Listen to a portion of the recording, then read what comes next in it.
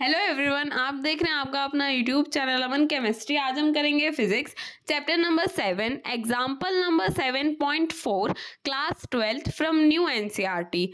A 15.0 microfarad capacitor is connected to a 220 volt 50 hertz source. Find the capacitive reactance and the current, RMS and the peak in the circuit.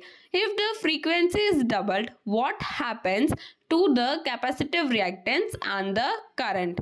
इस question में हमें क्या बोला है कि ना, इस क्वेश्चन में पहले हमें गिवन है कैपेसिटर 15 माइक्रोफेरेड, ठीक है, और वो किससे कनेक्टेड है? 220 वोल्ट के सप्लाई से कनेक्टेड है और फ्रीक्वेंसी कितनी है? 15 हर्ट्ज। इसमें हमें फाइंड करना है कैपेसिटिव रिएक्टेंस और हमें फाइंड करना है करंट। एक तो आरएमएस करंट फाइंड करना है और दूसरा पीक करंट यानी कि मैक्सिमम करंट फाइंड करना है सर्किट का, ठीक है। और फिर क्या बोला है, अगर जो फ्रीक्वेंसी है वो डबल हो जाए, if the frequency is doubled, what happened to the capacitive reactance and the current? तो तब क्या होगा कैपेसिटिव रिएक्टेंस में और करंट में, ये बताना है हमें, ठीक है। तो चलो सॉल्व करेंगे। तो कैपेसिटिव रिएक्टेंस का मतलब क्या होता है?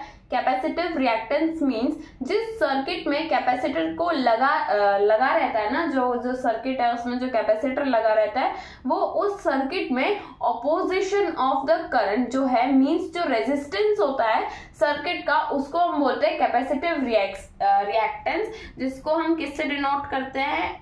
एक्स सी से, ठीक है। और फिर हमें करंट की वैल्यू फाइंड करनी है और करंट की जो आरएमएस है और पीक वैल्यू मतलब जो मैक्सिमम वैल्यू है, ये दोनों फाइंड करनी है, ठीक है। उसके बाद हमें ये बताना है कि अगर जो फ्रीक्वेंसी है 50 हर्ट्ज जो हमें क्वेश्चन में गिवन है, वो डबल कर दें तो कैपेसिटिव रिएक्टेंस पे जो इफेक्ट पड़ेगा और जो करंट पे जो इफेक्ट पड़ेगा वो बताना है हमें, ठीक है। तो हम लिख लेते हैं पहले गिवन क्या क्या है। हमें गिवन है कैपेसिटेंस कितनी? 15 माइक्रोफेराड। माइक्रोफेराड को हम कैसे लिख सकते हैं? 15 इंटू 10⁻⁻⁶ फेराड। और क्या हमें गिवन है? हमें गिवन है 220 वोल्ट, ठीक है, वोल्टेज गिवन है।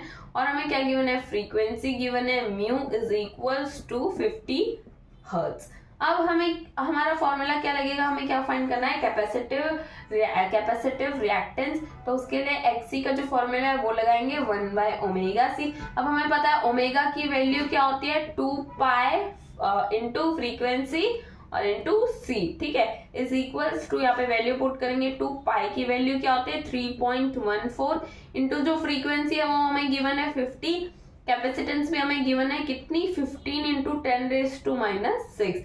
जब हम इसे कैलकुलेट करेंगे तो जो हमारा आंसर है वो क्या आएगा? 10⁻⁶ अपॉन में आ जाएगा, 10⁻⁶ अपॉन 314 इंटू 15, ठीक है। जब हम फाइनल कैलकुलेशन करेंगे तो जो हमारा कैपेसिटिव रिएक्टेंस है उसकी जो वैल्यू आएगी वो आएगी 212 और इसकी जो एसआई यूनिट होती है वो क्या होती है? ओम, ठीक है। अब इसमें हमें आगे क्या पूछा था? इसमें हमें फाइंड करना था IRMS और क्या फाइंड करना था? आई की जो करंट की जो पीक वैल्यू यानी कि जो मैक्सिमम वैल्यू है वो। तो पहले IRMS फाइंड करते हैं।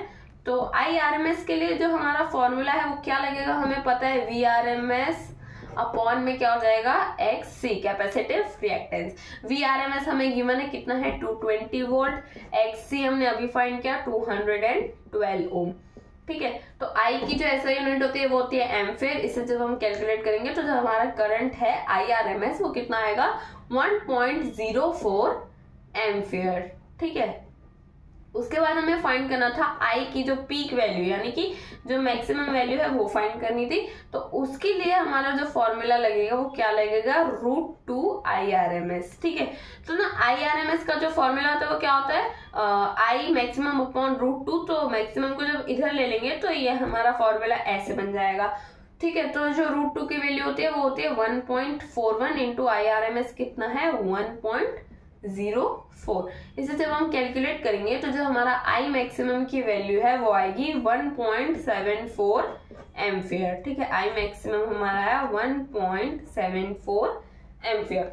उसके बाद इफ फ्रीक्वेंसी, हमें आगे क्वेश्चन में बोला है इफ फ्रीक्वेंसी इज डबल, जो हमारी फ्रीक्वेंसी है वो डबल हो जाए और जो कैपेसिटिव रिएक्टेंस है एक्स सी, जिसको हम रिप्रेजेंट करते हैं ऐसे, वो आधी हो जाएगी। ठीक है, अगर फ्रीक्वेंसी है वो डबल हो जाए तो क्या होगा, तो जो हमारी कैपेसिटिव रिएक्टेंस है वो क्या हो जाएगी, आधी हो जाएगी। ठीक है, हाफ हो जाएगी। और जो करंट है वो क्या हो जाएगा, डबल हो जाएगा। अगर फ्रीक्वेंसी को डबल कर दें तो जो एक्स सी की वैल्यू है वो हाफ हो जाएगी, कैपेसिटिव रिएक्टेंस जो है वो आधा हो जाएगा, और जो सर्किट का रेजिस्टेंस क्या, एक्सी क्या है, सर्किट का रेजिस्टेंस, और जब रेजिस्टेंस हाफ होता है तो हमको पता है कि जो करंट है उसकी वैल्यू क्या हो जाती है, डबल हो जाती है। तो यही आगे पूछा है। तो if frequency is doubled, the capacitive reactance